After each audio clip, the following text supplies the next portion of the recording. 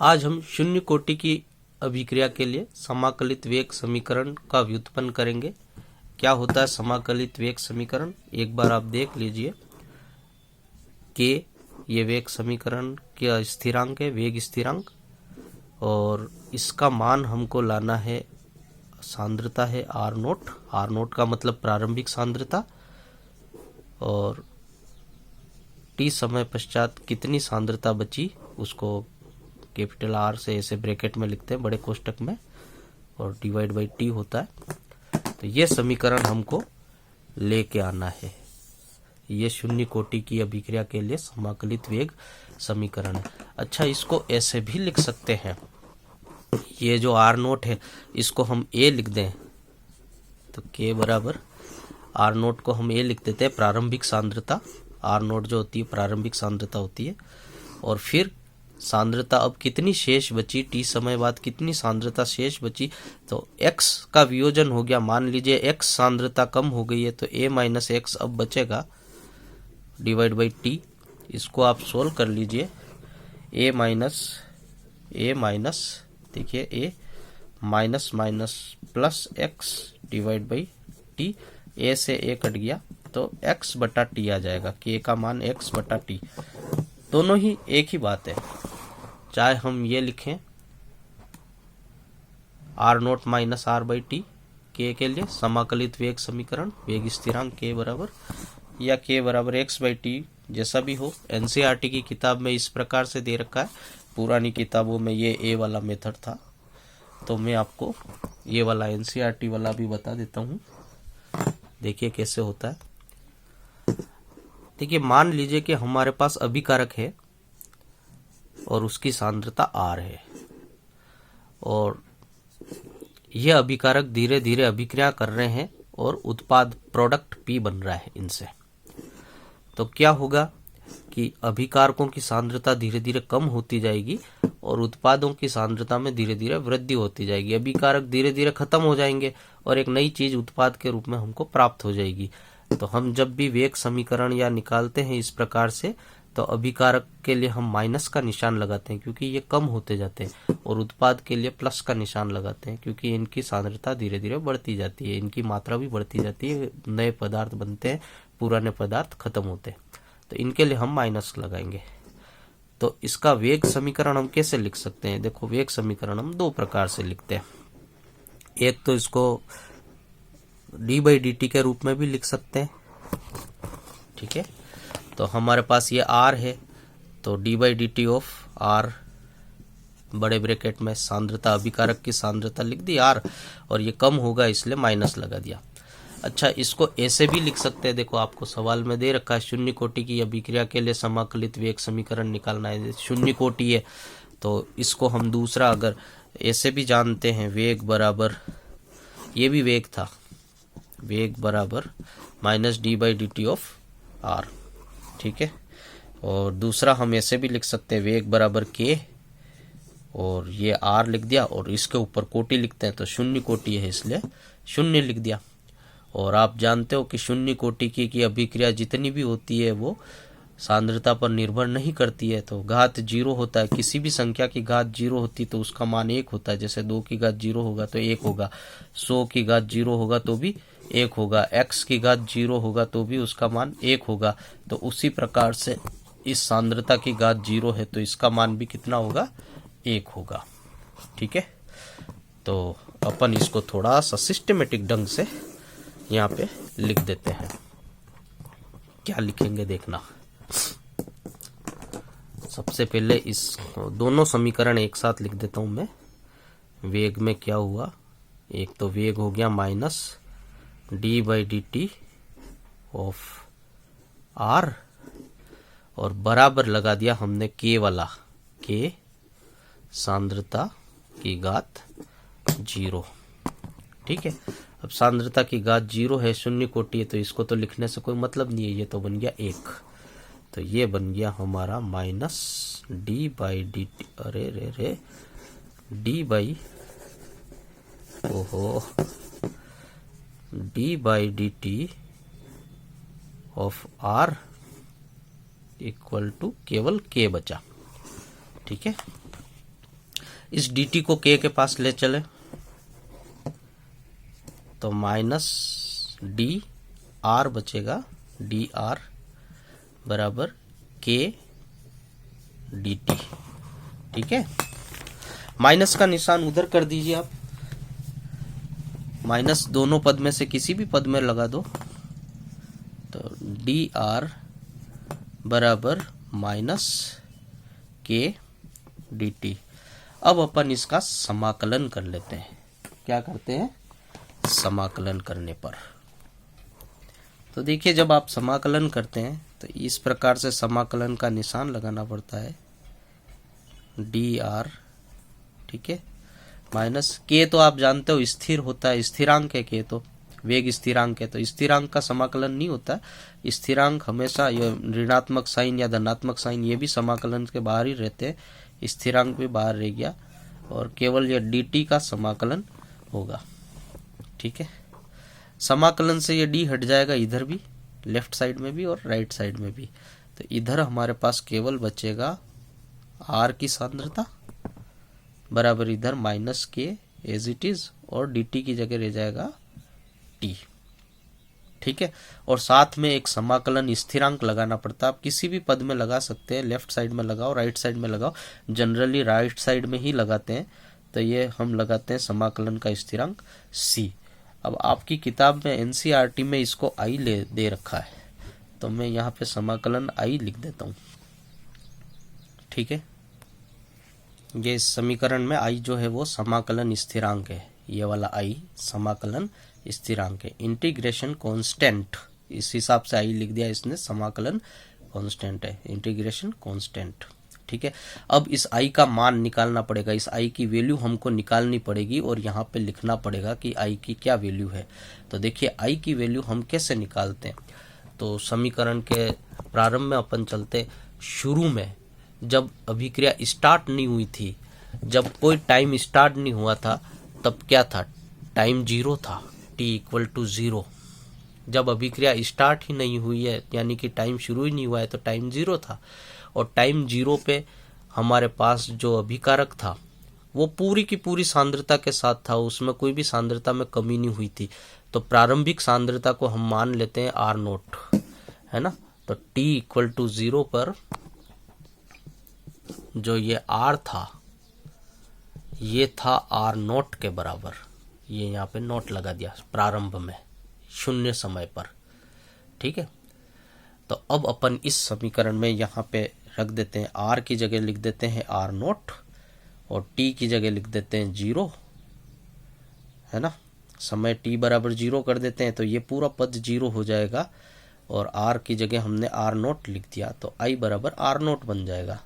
एक बार मैं आपको ये लिख के फिर से बताता हूँ। देखिए अभी क्या लिखा हुआ है, r लिखा हुआ है, ये r लिख दिया, ठीक है, बराबर फिर यहाँ पे लिखा हुआ है माइनस के टी प्लस आई, माइनस के टी प्लस आई। अब आप देख रहे हो t 0 है, तो t 0 है यानी कि ये सारा पद इंटू 0 हो गया, t का मान 0, तो ये सब कुछ 0 हो गया। अब जब ये 0 हो गया तो जो r था वो r नोट है, r नोट है, तो i बराबर i नोट दिख रहा है आपको, i बराबर r नोट, i बराबर r नोट। तो बस इसी को हम लिख देते हैं कि i बराबर क्या बन गया, i बराबर बन गया है r नोट, प्रारंभिक सांद्रता आ गई। अब ये वाला समीकरण यहाँ पे लिखते हैं, i का मान रखते हैं इसमें r, ये देखो थोड़ा सा इधर उधर करना पड़ रहा है, ये तो लिख दिया r, ठीक है, बराबर माइनस के टी, लो बराबर माइनस के टी प्लस आई, और प्लस आई तो लिखना नहीं है, आई की जगह क्या लिखना है, आर नोट। ठीक है, लिख दिया। अब आप देखो क्या कर सकते हैं, पक्षांतरण कर लीजिए। देखिए ये आर है, आर सांद्रता के पद एक साथ लिख दो, ये सांद्रता का पद है और आर नोट भी सांद्रता का पद है। सांद्रता आर नोट इधर आएगी, बराबर की इधर आएगी, तो माइनस की आर नोट हो जाएगी, ठीक है, और इक्वल टू माइनस का के और टी, ये तो ऑलरेडी है। माइनस का निशान हटाना है। माइनस का निशान हटाने के लिए हम क्या कर सकते हैं कि दोनों तरफ माइनस से गुणा कर दो, तो यानी कि जो अभी आर में से आर नोट घट रहा था, माइनस होने के कारण आर नोट में से आर को घटा दीजिए, उल्टा कर दीजिए इसको। आर नोट पहले लिख दो और माइनस का आर लिख दो, दोनों के निशान बदल दिए मैंने। आर माइनस, आर पॉजिटिव था तो देखिए नेगेटिव कर दिया, माइनस लगा दिया, और आर नोट जो था नेगेटिव था तो उसको पॉजिटिव करके लिख दिया, तो ये माइनस हट गया यहाँ से, केवल के टी बचा। टी का भाग दे दीजिए इसमें, देखिए क्या आ जाएगा, R naught minus R divide by T बराबर के, ठीक है। इसी को के को पहले लिख दीजिए आप, या के बराबर R naught minus R divide by T. तो यही हमारी समाकलित वेग समीकरण है। शून्य कोटि की अभिक्रिया के लिए समाकलित वेग समीकरण आपने याद कर लिया, और इसी को हम x बाई टी भी लिख सकते हैं, जो कि थोड़ी देर पहले आपको मैंने शुरू में बता दिया था कि ये कैसे आया x बाई टी। ओके, अब इसका ग्राफ कैसे बनता है, ग्राफ बनाना बताते हैं। इतना आप अच्छे से कॉपी में नोट कर लीजिए, फिर इसका ग्राफ बताता हूँ। इसको मिटा रहा हूँ मैं, ये देखिए थोड़ा सा मैंने मिटा दिया है। और जब अपन ने पिछले समीकरण में आई का मान रखा था ना, समाकलन स्थिरांक का मान, उसके बाद ये लाइन लिखी थी, आर की सांद्रता बराबर माइनस के टी प्लस आर जीरो। तो देखिए ये वाली लाइन जो है, ये गणित के एक समीकरण, सरल रेखा का समीकरण होता है गणित में, उसकी तरह से है ये y बराबर एम एक्स प्लस सी, ये गणित में एक सरल रेखा का समीकरण होता है, ठीक है। तो अब अपन इसकी तुलना करते हैं और x और y में ग्राफ बनाते हैं, ठीक है। तो यहाँ पे तुलना करने पे आप देखोगे y की जगह तो आ रही है r की सांद्रता, यानी कि t समय पश्चात जो बचा है वो बराबर m की जगह है माइनस के, x की जगह है t, ठीक है, और c की जगह है प्रारंभिक सांद्रता r नॉट, ठीक है। ये प्रारंभिक सांद्रता है, ये t समय पश्चात सांद्रता हो गई। अब अपन x और y में ग्राफ खींचते हैं, तो x की जगह है t और इसकी जगह है r। तो हम लिख देंगे ग्राफ हम किस किस में खींच रहे हैं, हम ग्राफ खींच रहे हैं r एवं t के मध्य, r एवं t के मध्य ग्राफ खींचने पर ग्राफ क्या बनेगा, एक ग्राफ बना लेते हैं। ये लीजिए, ये ग्राफ बना दिया, और x अक्ष पे t है तो t यहाँ आ जाएगा, इधर जाएगा।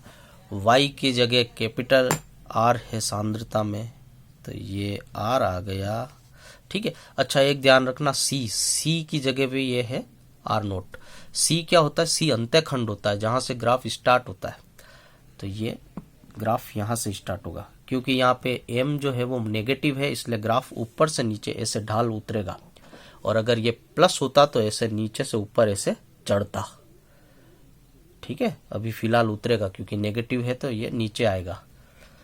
तो यहाँ पे ये आ जाएगा हमारा, जहां से उतरेगा वो C होता है R नोट, ठीक है। तो ये R तो जाएगा ऊपर की तरफ, ये पॉइंट होगा R नोट, और यहां से ये ग्राफ आएगा ऐसे नीचे, ठीक है। अब यहाँ पे आप ध्यान रखना कि ये जो t है, जो x का जो वैल्यू था t, उसके साथ जो भी लिखा हुआ होता है वो इस सब ग्राफ का ढाल होता है। तो ढाल लिख दो, ढाल, इसका ढाल कितना आया भाई, टी के साथ क्या लिखा हुआ है, माइनस के, तो ढाल आ गया माइनस का के। ठीक है, तो ये आपका ग्राफ भी हो गया। इस प्रकार से आप ग्राफ बना लीजिए। और समीकरण आपने पहले ही व्युत्पन्न कर लिया था। समीकरण कितना आया था एक बार फिर दिखा देता हूं मैं। आपका ये आंसर आया था के बराबर R naught minus R divide by T. ये इसका शून्य कोटि की अभिक्रिया के लिए समाकलित वेग समीकरण आया। ये इसका ग्राफ है। धन्यवाद। अच्छा, इसका एक एग्जाम्पल भी पूछते हैं। एग्जाम्पल भी साथ के साथ बता देता हूँ। एग्जाम्पल पूछेंगे कि इसका एक उदाहरण बताओ। तो शून्य कोटि की अभिक्रिया के लिए आप किसका उदाहरण दोगे? उदाहरण आपको देना पड़ेगा। उदाहरण देखिए, उदाहरण किसका देंगे हम उदाहरण देंगे अमोनिया। ये देखिए, अमोनिया का वियोजन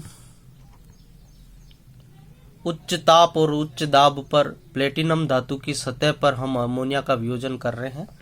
नाइट्रोजन गैस बन रही है, हाइड्रोजन गैस बन रही है। इस समीकरण को अच्छे से याद रखना। शून्य कोटि की अभिक्रिया का एक उदाहरण है अमोनिया वाला। परीक्षा में समीकरण दिया हुआ हो सकता है और इससे कोटि पूछेंगे कि ये समीकरण किस कोटि की अभिक्रिया का है, तो भी आपको ये शून्य कोटि बताना है। अब यहाँ पे आप देखिए कि अमोनिया की अणु संख्यता तो 2 है, ठीक है, मगर कोटि इसकी 0 है। क्यों?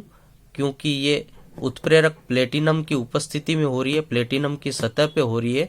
और जब ये प्लेटिनम की सतह पे होती है तो प्लेटिनम जो है ये इससे संतृप्त हो जाता है। अमोनिया गैस से ये प्लेटिनम संतृप्त हो जाता है। उसके बाद अमोनिया की मात्रा में कोई भी परिवर्तन करो, कम करो, ज्यादा करो, कोई फर्क नहीं पड़ता है। सांद्रता का कोई असर ही नहीं होता है। ठीक है, तो शून्य कोटि उसी को कहते हैं जिसमें सांद्रता का कोई असर नहीं पड़े। शून्य कोटि की अभिक्रिया जो होती है वो सांद्रता से अप्रभावित रहती है। तो ये उच्च ताप और उच्च दाब पर प्लेटिनम की सतह पर अमोनिया का वियोजन हो रहा है। अमोनिया के अणु टूट रहे हैं, नाइट्रोजन बन रहा है और दूसरा हाइड्रोजन बन रहा है। ऐसा का ऐसा ही हाइड्रोजन आयोडाइड, इसका ऊष्मीय अपघटन करेंगे तो हाइड्रोजन अलग हो जाएगी और आयोडीन भी अलग हो जाएगी। इसमें भी अणु संख्यता तो 2 दिख रही है, 2 मोल है इसके भी, पर कोटि इसकी भी 0 है। ये भी इसकी सांद्रता पर प्रभावित नहीं है। सांद्रता का कोई इससे प्रभाव नहीं पड़ता है। तो दोनों एग्जाम्पल आप अच्छे से नोट कर लें, ध्यान रख लें। धन्यवाद।